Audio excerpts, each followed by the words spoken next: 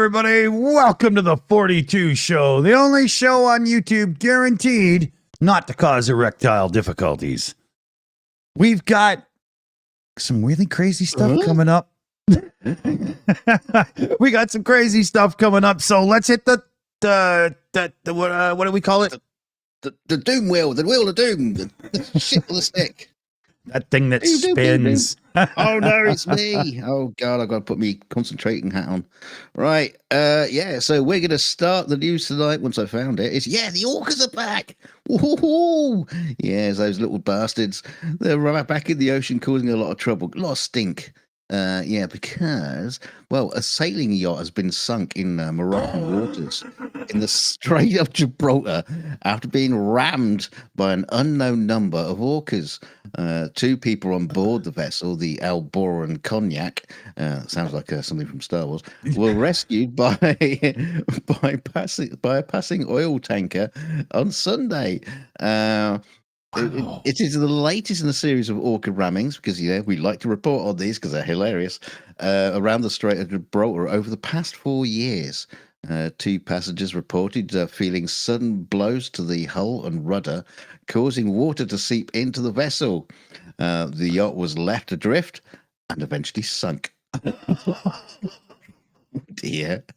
So orca rammings in the Strait of Gibraltar is one of the busiest waterways. I thought you were going to say as a new sport they seem to enjoy.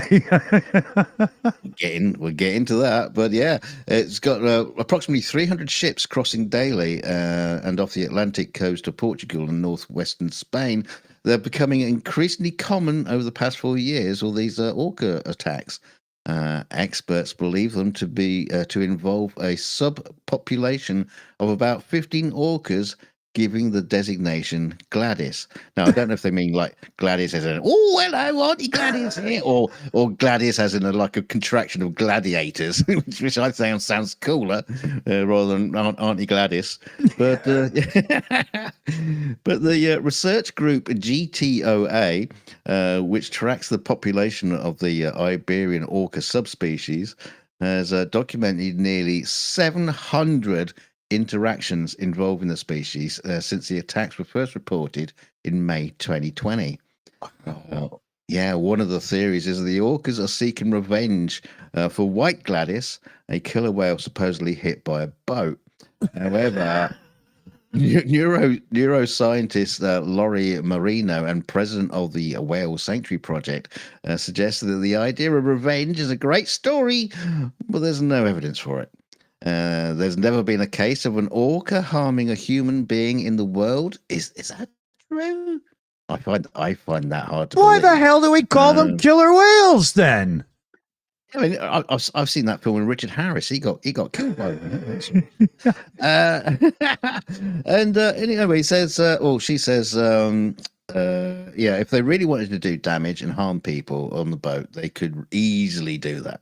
They seem to be easily doing that. But drowning people that can't get rescued is kind of harming them, isn't it? Like, just because they didn't take a bite out of you, doesn't it still count as points in the game? Yeah, I suppose so. But she says it's more likely the apparent attack started out as play behavior, and it's just a case of copycat killer whales rather than aggression. We're talking about a very intelligent species, and we know they are social learners. So these are like, hang around with each other on Facebook and go, hey, see that boat over there? But bang your melon against a wall hard enough to put a hole in it and see if you're going to keep doing that for fun. I'm not sure I'm buying what they're selling on that one. I do, yeah. I love the fact it's it's more to do with revenge than anything else. But as a yacht, let's go play with it. My turn. Fucking kill it.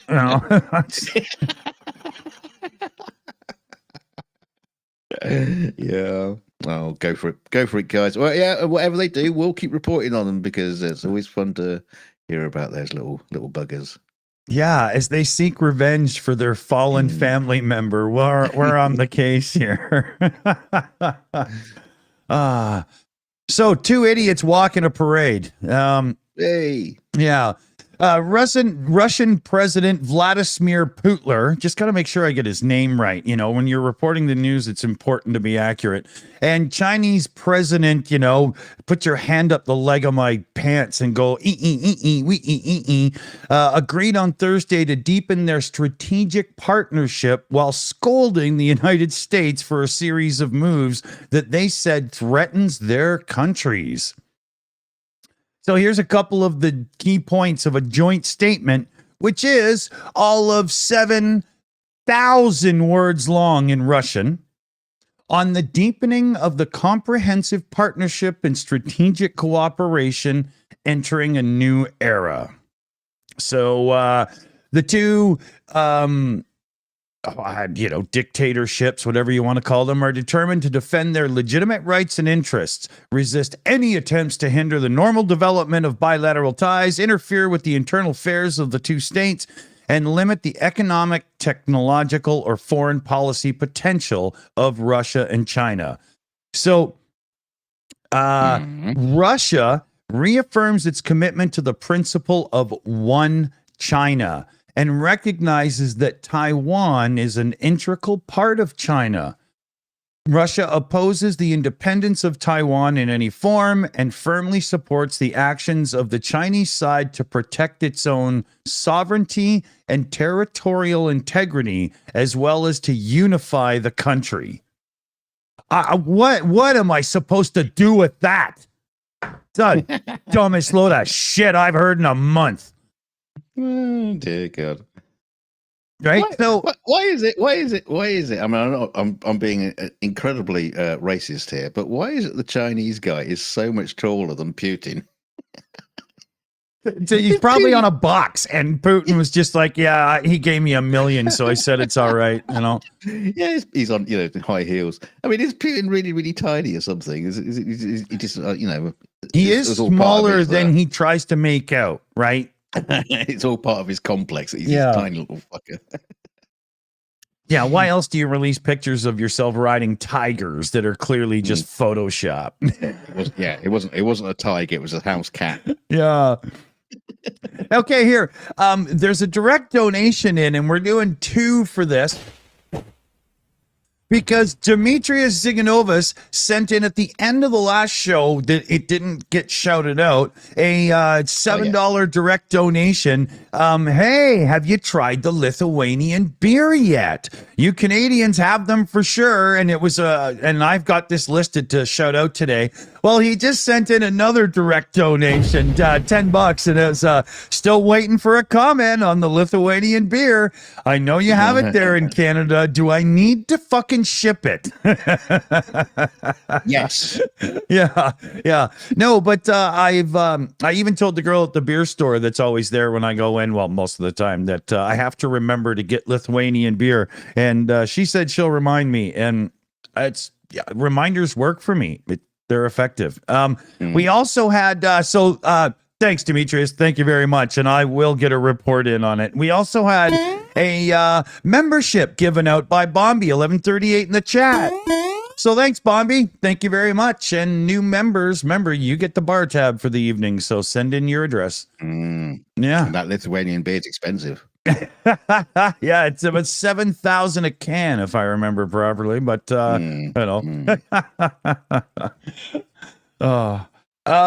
enough about those 2 assholes, though. I'm kind of done with them. Yeah, back to more other assholes. Yeah.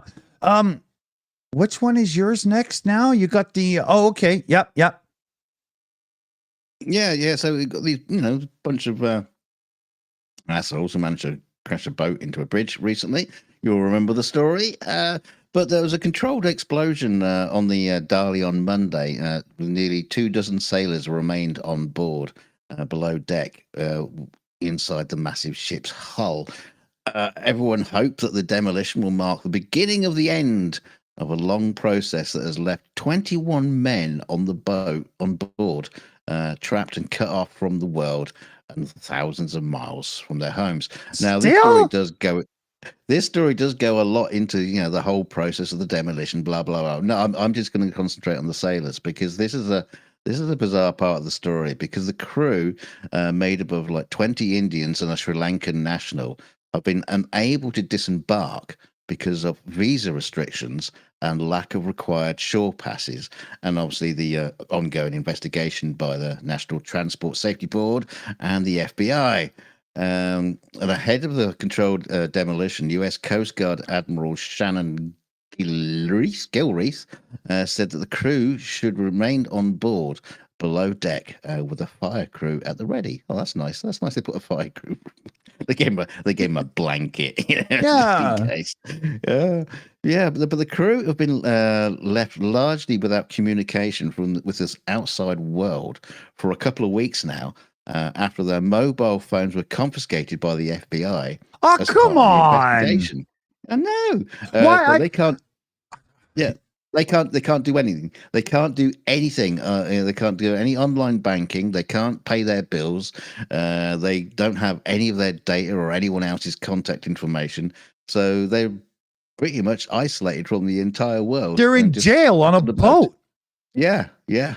And they were the crew. They're not the people who were driving the bloody thing. Like, I don't understand this. Like, you can helicopter save people with ropes and stuff on the sides of a cliff, so you can easily get them off. You must be doing something to give them supplies and help them exist. Get them off the boat and put them in a fucking hotel or something. What the hell? Ever heard of being human? Holy man. Well, they do have some people on the case, and they are just trying to, at least get them their mobile phones back. So they can contact their families and stuff because, they're just not been able to do anything. Unbelievable BS. Yeah. Unbelievable. Yeah. It's not like they're trying to enter the country. Okay, I got a great idea. We're going to crash a huge boat into a bridge so that we can, get on land and then, get refugee status. Great idea. Yeah, they'll love us. Lock up your women. Gotta be. Man, wow. But speaking of crashing things into bridges, oops, they've done it again. It was bad. I shouldn't have done that. But hold on a minute here. My other article, I don't have it up yet. So here, a barge has hit in Texas. It's not a massive crossing, but still important to some. And it's spewing oil because it had, I'll get to it. But a barge in Galveston, Texas, spilling oil into the surrounding waters and closing the only road to a smaller and separate island that is home to a smaller university and some other people and stuff, right? There's no immediate reports of injuries, although officials said one person on the barge was knocked into the water and quickly rescued. So, somebody was right there. It was, let's see here, a tug that was pushing it out into the more main water thing is actually responsible for pushing the barge and lost control when it was pushing because of some, bad weather. The current was bad and the tide was high and he lost it, the person said. One of the barges hit the bridge, couple of telephone poles, and you can see there's a railway that's completely taken out as well. And they're bunker barges, which are fuel barges for ships, right? So the thing has 30,000 gallon capacity and it's just leaking oil. Ugh. Yeah. They had to shut down 6.5 miles of the waterway because of the spill. They're trying to deal with it and clean it up. They did say, the area is somewhat isolated. It's not part of the intercoastal waterway and it's not part of the Houston ship channel.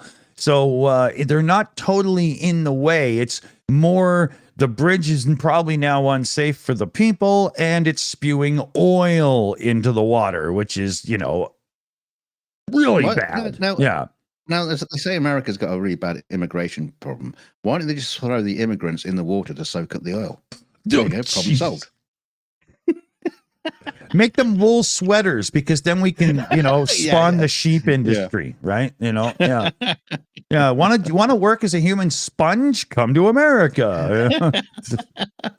I'm not sure that's going to sell. We had a direct donation in from Kobe Jack, and it's for the beer fund.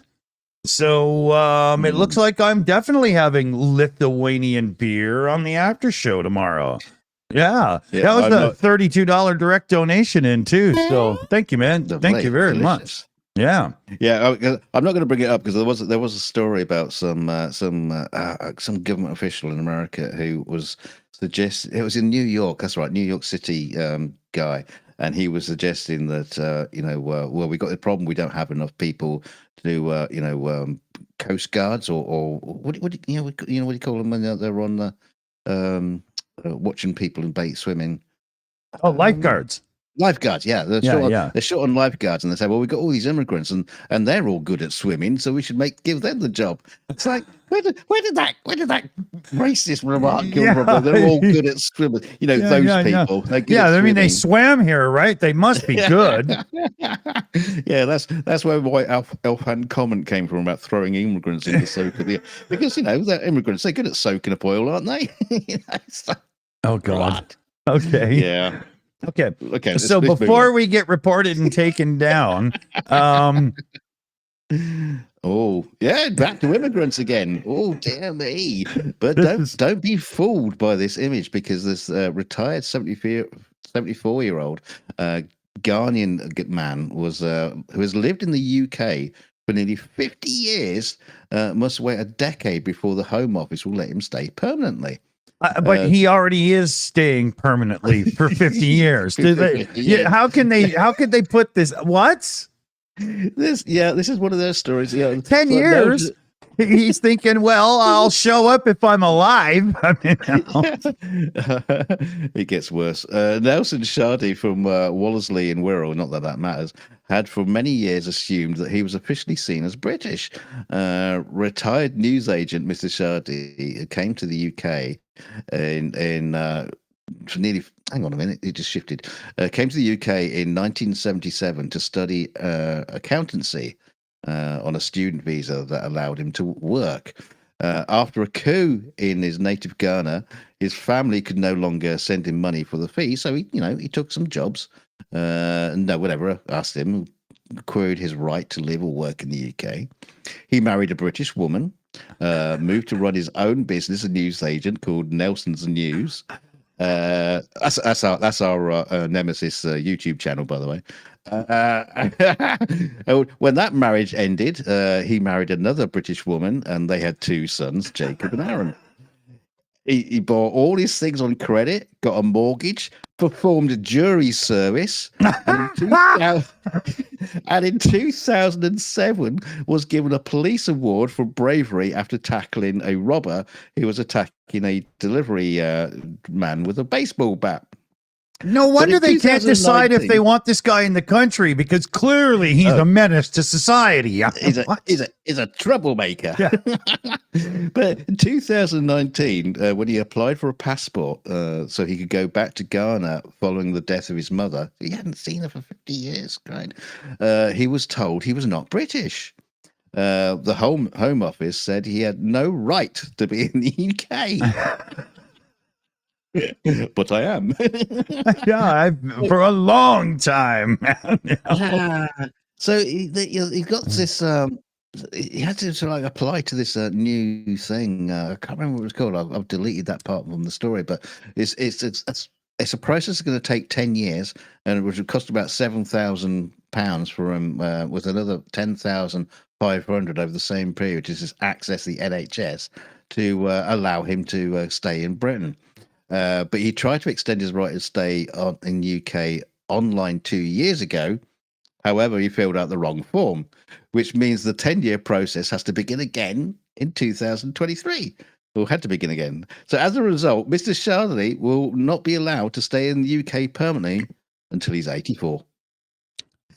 Look at 50 years worth of taxes and contributing to society and everything and stuff. Just sign the paperwork for the guy. What the hell?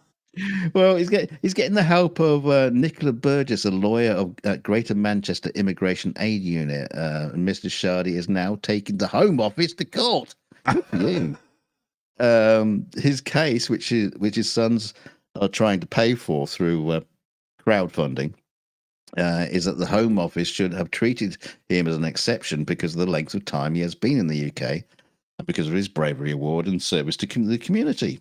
Yeah. Absolutely. I can't understand why they just didn't go, wow, that's a really strange thing. Well, here, just fill out the papers and we'll stamp them for you, sir.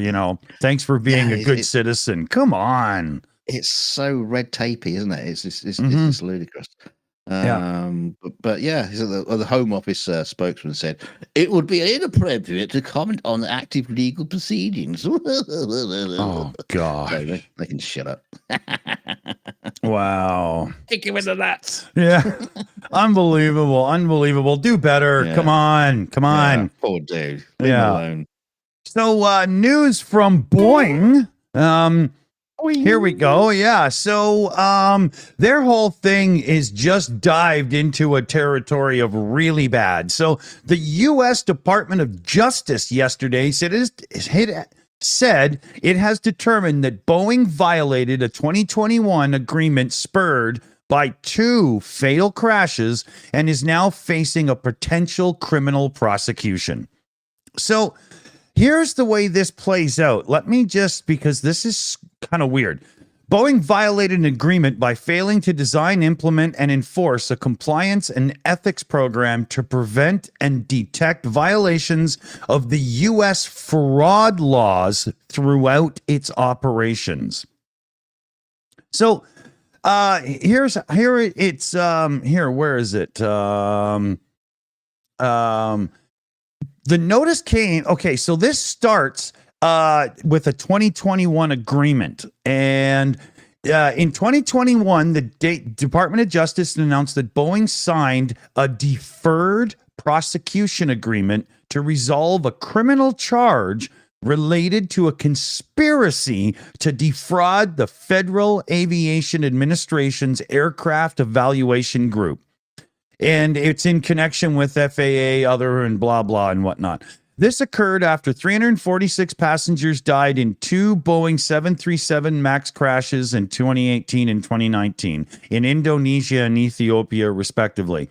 Boeing agreed to pay $2.5 billion, including $1.77 in compensation for airline customers and $500 million for their heirs, relatives, and legal beneficiaries of the crash victims. There's a few more details of this here, but what it amounts to is they were criminally investigated and they were basically let off the hook for $2.5 billion and promises to do better. And now here we are, 2024, and the Department of Justice is now saying, Boeing, you did not comply with that, so get your ass ready because we are investigating you hard. And this all comes with, here, check out that picture. That's the moment flames shot out of the back of a Boeing 747-400, forcing the jet to make an emergency landing in Indonesia in the latest of more troubling incidents for Boeing. Frightening footage. No, misunderstanding that one there. That's them preparing the barbecue ready for the people when the right. That's just prepping for the catering, right? We should, we'll get our facts straight here. Yeah. But a huge streak of orange comes out of the engine. They're taking off. They had to spin around, land back down. There was a little video taken of it. It's very grainy, as you can see by the picture there. But there's a couple of pictures of the plane here. You can see the flames good there as well. And there was no injuries, but there was 18 crew and 450 people aboard. And then there's a list going down of all the other incidents. I'm not going to go into them all, right? But, now we've got a Department of Justice investigation alleging fraud and stuff. This is going to be a huge thing to watch play out. Wow. I did see something that there was something in the UK that's also going to bring Boeing up on criminal charges. I'm not sure what that was about.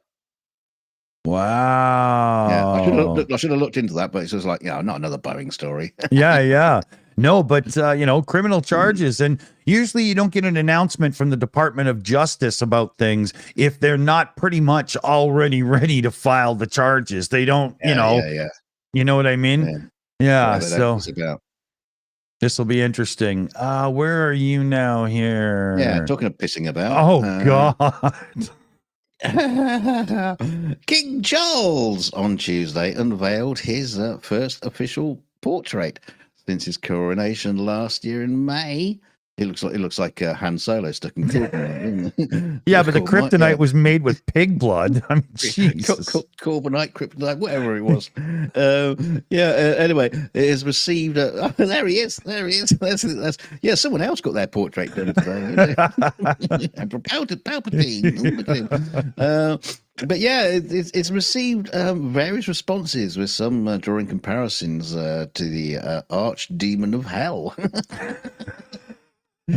But to be honest with you, I kind of like it, but it doesn't go to that. But painted by artist Jonathan Yao, the portrait shows His Majesty bathed in a pool of crimson with a single monarch butterfly perched on his shoulder, according to the palace. It's not on his shoulder. Well, it's close. Just not. It's got very long legs. Where was I? He's thrown me now. According to the palace, the portrait, standing over 6 feet tall, it's probably taller than him, was painted over 3 years and shows the king wearing the uniform of the Welsh Guards, a regimental role he assumed in 1975. Actually, looks like they just got a load of paint and then just shoved his face into it. That's why it's 6 feet tall, because it's life size. Somebody that ate barbecue puked, but they had masked off his face, The portrait was posted to the royal family's official Instagram page. The dramatic painting, dominated the shades of red, appears to have left social media users very disappointed, and many referring to it as satanic. Oh. But I've seen some all kinds of images appearing of people like mirroring it, saying, "Oh, what can you see if you mirror image it?" and all that. Oh, God's sake, stop it! There's like ink blots and trying to find things. But, is he wearing any socks? But some people have said, "Oh, it's the ugliest thing I've ever seen." Somebody else says, "Anybody else find the new portrait of the King Charles III incredibly disturbing?" They de-aged him about 40 years. Well, this is the thing. The painter's taken 3 years to do. It's like, how long? I could have done it in an afternoon, for crying out loud. Just get some kids, some finger paints, and just say, "Well, I'll do the bit in the middle. I'll do his face. And the rest of you just knock the rest out." It always, this is something on AI, but it has taken a long time to do. So maybe when he started, we'll do the face first. Yeah. And we'll get that 3 years. 3 years down the line, you'll look good. Yeah, don't worry about it. It's like somebody painted him and then decided to ruin it. It's really weird. I get it. It does actually make him look, quite distinguished, his face. I'm not too sure he actually looks like that in reality. Sure. It's a bit more limp, I think, now. Anyway, well done, Your Majesty. Thank you very much. Yeah.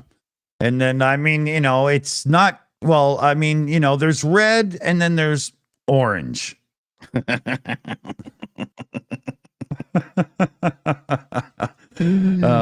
Where's the thing here? So, Donald Trump, his last bid to get the gag order null and void, phased out.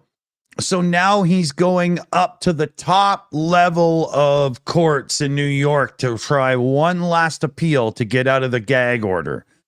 Yeah, it just never ends, right? I mean, no, that's not how it works. Yeah. Thing is, he keeps saying things like, "I'd like to talk about that, but I can't because they put this gag order on me." No, it's not. This is not what you. Yeah, and campaign spokesperson Stephen Chung had this to say about it. President Trump has filed a notice of appeal the unconstitutional and un-American gag order imposed by conflicted Judge Merchan in the lawless Manhattan DA case. That motherfucker is why you have a gag notice. Oh. How is it un-American? How is it possibly un-American? Because it's part of the American legal system. Yeah. You know, it is American. Americans invented it. I know.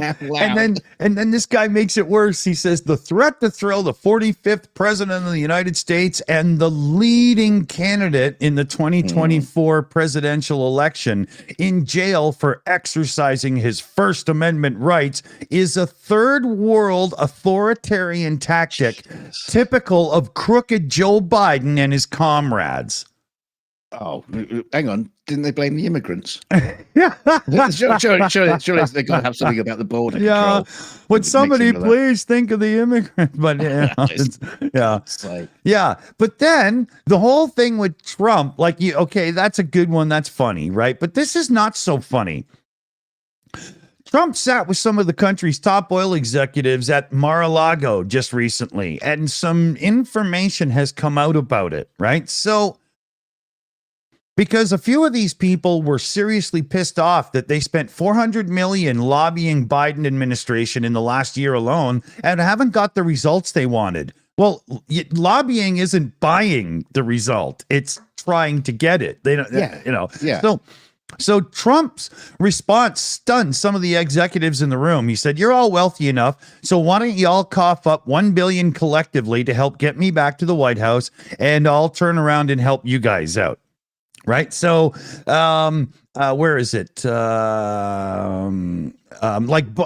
If you go through, Trump did a lot of bad calls for the environment versus big money. Biden's fixed a bunch of them, as many as he's, been able to. Where was it here? Trump vowed at the dinner to immediately end the Biden administration's freeze on permits for new liquefied natural gas exports, a top priority for these executives, according to 3 people that were there. He says, "You'll get it on the first day." Right? Wow. Trump told them that he would start auctioning off more leases for oil drilling in the Gulf of Mexico, a priority that several of them raised. He rallied against wind power, as the Post previously reported, and he said he would reverse the restrictions on drilling in the Alaskan Arctic as well. He said, "You've been waiting," he said to one person, "You've been waiting on a permit for 5 years. You'll get it on day one."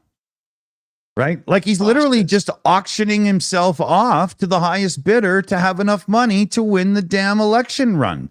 And he's willing to sell out nature and the whole 9 yards to get it. Thing is, if they give him billions, and he's going to make him the next president, what are they going to do with it? Like buy the votes? Yeah, well, that's the thing. There's still no guarantee that he's going to win. But he's saying to them, "Give me $1 billion and I will win." Like, okay, but so he'll get better lawyers to say he won. Yeah, exactly, right. So God. Okay, we got 4 minutes on the clock. Which one do you want to go to? I guess go to the next one. Okay. Yeah, because bird's eye bollocks. Because Birdseye have created the world's smallest fish finger sarnie, measuring less than 16 millimeter by 15 millimeter. Ooh, delicious. And it comes with a dollop of ketchup. Sounds like a bargain. Every detail has been meticulously considered when putting together the sarnie that's only 8 millimeters high, including a thin layer of butter between the miniature slices of bread. Miniatures artist Nadia Michel was commissioned to serve up the dish to launch Birdseye new mini fish fingers, which are half the size of the regular option. Why? You're just making them smaller anyway. That's fish toes, not fingers, right? Yeah. They're just using an excuse to downsize, and then just rebrand it. Mini fish fingers, because that's what you want is less fish finger. It's like when Mars half a knuckle, sir. It's like when it's like when Mars Bar came out with the little ones, and they're called fun size. Yeah, well, that's what I call my penis. It's just like stop it! Just don't keep making things smaller. And then they go, oh yeah, it's a real treat. Yeah, half as much for the same price. You're gonna love it. It's ridiculous. I could go into this article, but really, Jesus, really, that. This is a really difficult challenge given the size of the sandwich. We don't care. Yeah, I know. Yeah, it's miniature and it's made of clay, and it's not like they actually made tiny little cod. I'm patient. I can make small things. It doesn't mean that I'm helped humanity in any way. Look, I made it smaller. Shut up. Yeah, the only people who are allowed to do that is Sony and Walkman. That's right. Yeah. Don't go too far like Apple with the new iPad Pro. I'm not sure that. It's 0.1 millimeter thin. Yeah, they made it 1 millimeter thinner, but then give you 1 millimeter. Yeah, and then they give you a smaller battery so that everything works out to be the same. Well, how thin does it need to be?